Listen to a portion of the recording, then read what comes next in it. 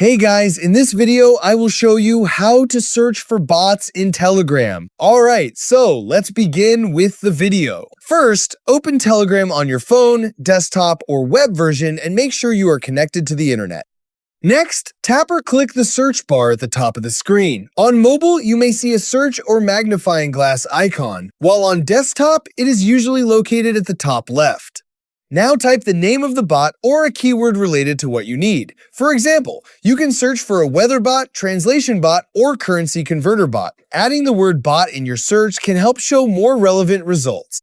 When the results appear, look for accounts with a robot icon or usernames ending with bot. These usually identify Telegram bots. Before using any bot, check its profile and description to make sure it is legitimate. Avoid bots asking for passwords, verification codes, or sensitive information. Similarly, you can search for a game bot in the search bar and browse through the results that appear. Look for bots that have the bot icon next to their name, as this helps confirm that it is an actual Telegram bot and not a regular user or channel. And that's it! So that's basically how you can search for bots in Telegram. So that's all for this video. See you in the next one. Thanks.